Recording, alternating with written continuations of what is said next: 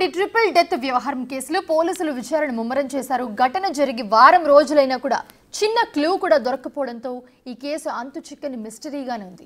ఈ క్రమంలోనే cell phones ఆధారంగానే కేసు విచారణ చేపడుతున్నారు పోలీసులు. SI Sai Kumar iPhone data విశ్లేషణ కోసం హైదరాబాద్కు పంపించినట్లుగా తెలుస్తోంది. అలాగే ప్రత్యక్ష సాక్షులు లేకపోవడంతో విచారణ ఆలస్యం అవుతుందని చెప్తూ ఉన్నారు. ఆత్మహత్య చేసుకున్న చెరువు నీటిని ఫోరెన్సిక్స్ ల్యాబ్కు పంపించినట్లుగా పోలీసులు వెల్లడించారు.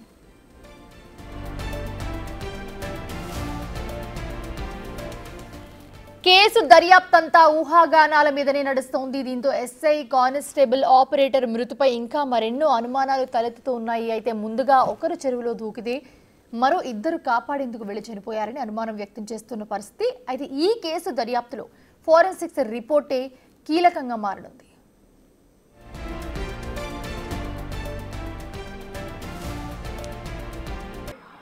ముగ్గురు ఆత్మహత్యలో కూడా పెద్ద ఎత్తున ఆరోపణలు, చర్చనీయాంశమైన అంశాలు చాలా వరకు కూడా వచ్చాయి. ఇవన్నిటి కూడా తిప్పి కొడుతున్నాయి. ఎస్పీ సింధు శర్మ క్లియర్ చెప్పింది, విచారణ కొనసాగుతుంది.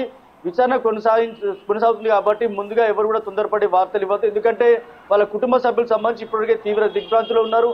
సాయి కుమార్ సడన్ గా ఆత్మహత్య చేసుకున్నారో లేకపోతే ఒకరు ఆత్మహత్య చేసుకుంటే మిగతా ఇద్దరు ప్రాణాలు కాపాడే ప్రయత్నం చేస్తారనే కోణంలో విచారణ చేస్తున్నారని చెప్తున్నారు. కానీ ఎవరు కూడా ముగ్గురు కూడా ఆత్మహత్య చేసుకున్నారు, లేకపోతే ప్రేమ వ్యవహారం అని చెప్పి, లేకపోతే ఇంకేదో కోణంలో న్యూస్ ఛానల్స్ అని కూడా వార్తలు ఇస్తున్నాయి. ఈ కోణంలో ఎవరు కూడా ముందుగా ఇలాంటి చేయొద్దని చెప్పి కూడా ఎస్పీ సింధు తెలిపింది. విచారణ మాత్రం సీక్రెట్ గా జరుగుతుంది. ఎందుకంటే ఈ విచారణలో ఎవరైనా నిందితులు ఉన్నా కానీ లేకపోతే ఇంకెవరు ఉన్నా కానీ వాళ్ళు కాపాడే ఏదైతే పారిపోయే పరిస్థితి వస్తుంది కాబట్టి ఇలాంటి జాగ్రత్తలు తీసుకోవాలి. అందుకోసమే ఏదైతే ఈ ముగ్గురు ఆత్మహత్య కేసులో విచారణ మాత్రం సీక్రెట్ జరుగుతుంది. కొద్దిగా సమయం పట్టే అవకాశం ఉంది. కానీ ఈ విచారణ సంబంధించి పూర్తి వివరాలు మీడియాకి వెల్లడిస్తామని తెలిపింది. కానీ ఏదైతే రోజు రోజుకు పెరుగుతున్న ఆలస్యం అవుతున్న కొద్దీ చాలా వరకు ఆరోపణలు బయటకు వస్తున్నాయి. ప్రేమ వ్యవహారంలో చాలా వరకు ఇబ్బందికర విషయాలు బయటకు వస్తున్నాయని చెప్పవచ్చు. ఇందుకు కుటుంబ సభ్యులు ఇబ్బంది పడుతున్నారు. అందువల్ల మీరు తొందరపడి ఏ వార్తలు కూడా ఇవ్వద్దని చెప్పింది. ఇప్పటివరకు కేసులో మాత్రం చాలా విషయాలు తెలియాల్సి ఉంది. ఎవరు ఆత్మహత్య చేసుకున్నారు, ముందుగా ఎవరిని ఇబ్బంది పెట్టారు, ప్రేమ వ్యవహారంలో ఎవరు ముందుగా కొనసాగింది, వాట్సాప్ చాట్లో ఎవరు ఇబ్బంది పెట్టగలగా మెసేజ్ చేశారు, ఒకవేళ వాట్సాప్ చాట్ కాల్ డాటా ప్రకారంగా ఏం జరుగుతుంది, ఎప్పుడైతే బిక్నూరు నుంచి పోలీస్ స్టేషన్ నుంచి సాయి కుమార్ కారు తీసుకొని వెళ్ళాడో వీళ్ళ శృతిని, నిఖిల్ని రిసీవ్ చేసుకొని పెద్ద చెరువు దగ్గరికి ఎందుకు వచ్చాడు, చెరువు దగ్గరికి వచ్చిన తర్వాత అసలు గొడవ జరిగిందా, తోపులాట జరిగిందా, ఎవరన్నా ఆత్మహత్య ప్రయత్నం చేస్తారా లేకపోతే హత్య ప్రయత్నం చేస్తారా అనే కోణంలో విచారణ చేస్తున్నాం. ఎవరు కూడా ముందు తొందరపడి వార్తలు ఇవ్వద్దని క్లియర్గా అల్టిమేట్ జారీ చేసింది. అందుకోసం సీక్రెట్గా విచారణ జరుగుతుంది. విచారణ చేసేంత వరకు కూడా మీడియా కానీ అలాగే సోషల్ మీడియా కానీ ఇక్కడ కూడా వార్తలు కూడా కొద్దిగా కాపాడాలని చెప్పి కూడా చెప్తున్నారు అందరికీ కూడా. ఎందుకంటే జరిగిన ఇష్యూ కూడా రాష్ట్ర వ్యాప్తంగా కలకలం రేపింది కాబట్టి ఇది సీరియస్గా తీసుకోవాల్సిన విషయం. ఏదైతే ఈ విచారణలో కుటుంబ సభ్యులతో పాటు అందరి వివరాలు సేకరించాం.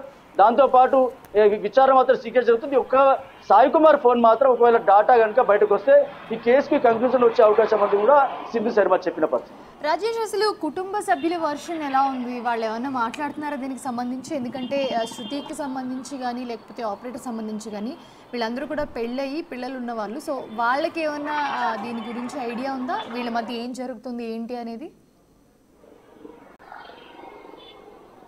బిక్నూర్ ఎస్ఐ సాయి కుమార్ ఎవరైతే ఉన్నారో సాయి కుమార్ కుటుంబ నేపథ్యం, ఒక భార్య ఉంది, ఇలా అక్కడ కొడుకున్నాడు, అలాగే ఆమె కూడా మహాలక్ష్మి ప్రెగ్నెంట్. ఇప్పుడు వాళ్ళ కుటుంబ నేపథ్యంలో కూడా వాళ్ళు ఒకటే మాట చెప్తున్నారు, ఏదైతే శృతి పెళ్లి చేసుకోవాలి తీవ్ర ఇబ్బందులు పెట్టింది, అంతేకాకుండా మానసిక ఇబ్బంది గురి చేసింది కాబట్టి ఆ శృతి ఎవరైతే సాయి కుమార్ భార్యని పుట్టిన దింపిన తర్వాత ఈ విచారణ కొనసాగింది. అక్కడ నుంచి శృతిని రిసీవ్ చేసుకోవడం జరిగింది.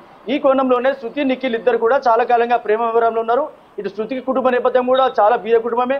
నిఖిల్ కుటుంబ నేపథ్యం కూడా ఇటీవల అంటే పెళ్లి చేసుకొని కూడా సిద్ధమయ్యాడు. ఒక సొసైటీలో ఆపరేటర్గా పనిచేస్తున్నాడు. ఈ కోణంలో జరుగుతున్న విచారణలంతా కూడా ముగ్గురు కుటుంబంలో విచారణ అంటే పూర్తి వివరాలు సేకరించారు.